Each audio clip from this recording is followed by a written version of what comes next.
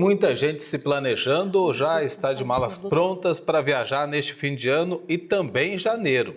O setor de turismo deve movimentar 64 bilhões de reais nesta temporada de férias, segundo a FEComércio. Número que, se confirmado, será o melhor desde que a série histórica começou em 2012. A paixão da Priscila por viagens começou faz muito tempo. Empresária, ela conta que quando quer se desconectar, foge para os chalés e quando precisa de agitação, vai aos festivais de música. Mas também aprecia passeios com a família e sempre se programa antes. Eu posso dizer que basicamente eu sou uma apaixonada pelo Brasil. Eu não visitei muitos lugares para fora, já visitei Nova York, já fui para Disney, para o Chile, mas assim, eu sou apaixonada pelo Brasil e sempre eu fico pensando em um pouco para o Brasil ou mais para fora. Eu falo, não, primeiro vamos conhecer o nosso país mesmo, depois a gente vai para fora. Quando eu casei, fiz uma viagem para fora, depois comemorei o aniversário de casamento também. Ela me mostra com muita alegria a foto com o marido que tem na parede, tirada em Nova York durante a lua de mel. A Priscila me mostrava aqui toda entusiasmada os copinhos que ela coleciona dos lugares que ela viaja para conhecer. E assim como ela, milhares de brasileiros também estão animados em adquirir pacotes de viagem entre o final de 2025 e o início de 2026 até o Carnaval, mais ou menos. O setor deve crescer em torno de 7,3% a mais em comparação com o ano passado. É um mercado em ascensão. A Ivana é dona de uma agência de viagens e confirma que o mercado está promissor. E se engana quem pensa que não há preferência por destinos domésticos. O mercado do turismo ele é um mercado que está sempre em movimento, né? E ele vem sempre numa expansão. De fato, ele vem de um crescimento, né? A última estatística que saiu em outubro comprova esse crescimento do nosso mercado.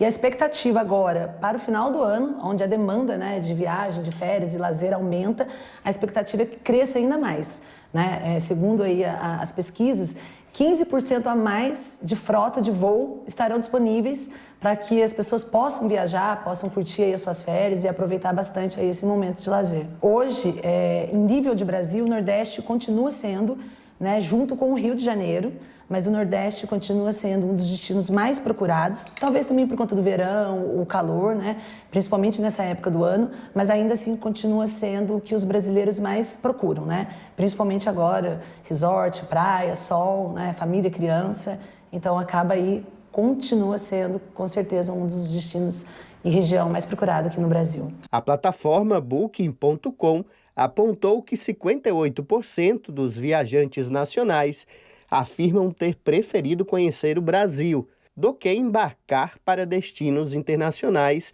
em 2025.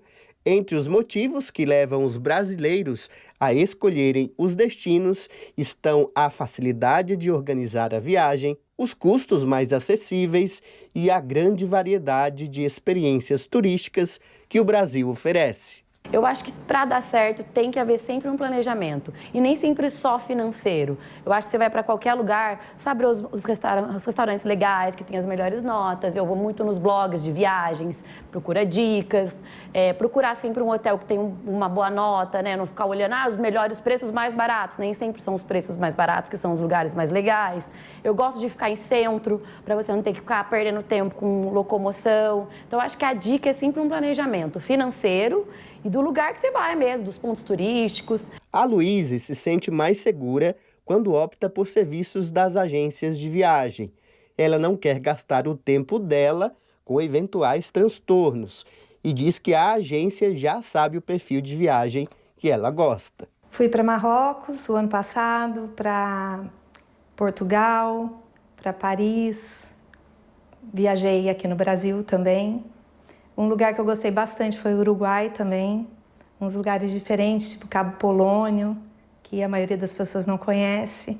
Eu gosto muito dessa, até pela minha profissão, de estar criando essas memórias, que eu falo que é como se eu tivesse um arquivo na cabeça. Quando eu vou fazer algum projeto, essas memórias elas vêm e a gente faz um mix de tudo que a gente viu por aí para estar desenvolvendo, ativando essa criatividade. A pesquisa do site Booking aponta que os brasileiros priorizam segurança, bom clima, custo-benefício, paisagens naturais e gastronomia local. Além disso, a simpatia dos moradores locais, praias e oferta de opções de lazer para toda a família também foram citados como fatores relevantes na decisão final dos viajantes. O perrengue é uma coisa que faz parte do turismo, né? Tanto é que a gente brinca que a informação ela é muito importante para evitar que aquele seu momento de lazer vire algo, né, triste ou que possa atrapalhar a sua viagem. Então, a primeira coisa é sempre programar, né, fazer toda uma programação para que você veja a documentação que você vai precisar, se o seu destino precisa visto, se o seu documento está apropriado para você entrar dentro daquele país, ou até mesmo no Brasil, nós temos algumas regras, né, de documento de embarque, se você tem um menor de idade, né, normalmente isso é muito importante. E se você está indo viajar principalmente na alta, onde os aeroportos estão mais cheios, né, as estradas estão com mais movimento, sempre chegar com antecedência, com calma, né, até porque às vezes nesses períodos a gente pode ter um índice de cancelamento um pouco maior de voo. Então, para que você possa fazer tudo com bastante tranquilidade e, de fato, aquele momento de lazer que você sai para procurar, que ele possa acontecer desde o começo da sua viagem até a hora que você vai retornar para a tua casa e poder ter curtido aí as suas férias. E, de fato, a internet, ao mesmo tempo que ela leva para nós, e principalmente para os viajantes, muita informação, que isso é muito bom, informação do destino, dicas locais, né? E isso é muito bacana, ela também traz um índice de golpe muito grande, né? Então, eu sempre falo, desconfie, não tem almoço de graça, né? Entrou num lugar que a forma de pagamento está pedindo só em dinheiro ou Pix, o preço muito abaixo do mercado, você pode desconfiar, porque infelizmente existem muitas empresas e muitas pessoas de má fé que aproveitam do sonho, né, daquela euforia que a gente tem de fechar uma viagem, às vezes, né, na internet. Então toma muito cuidado, tem muito site bom na internet, mas também aproveita aqui para dizer que tem muita agência de viagem boa, com credibilidade, que eu tenho certeza que vai atender as famílias e as pessoas e ajudar a realizar esse sonho de todo mundo. Procurados agora nas férias, mas você presta atenção se a praia que você quer ir está própria ou imprópria para banho?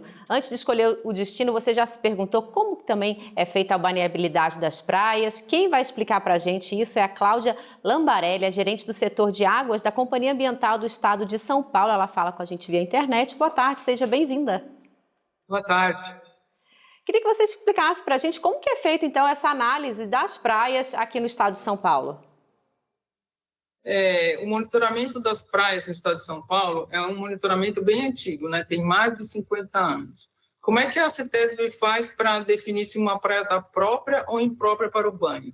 São coletadas amostras de água do mar, atualmente são 175 pontos no nosso litoral, desde o litoral norte, Ubatuba, até o litoral sul, Cananéia. Nessas coletas, elas são semanais e são coletadas amostras de água do mar em cada um desses pontos. Essas amostras de água do mar vão para os nossos laboratórios e são feitas análises microbiológicas. Nessas análises, a gente vai fazer a contagem de um grupo de bactérias fecais que chama enterococos. Então, essas bactérias, elas indicam se a gente tem poluição fecal ou não naquela praia.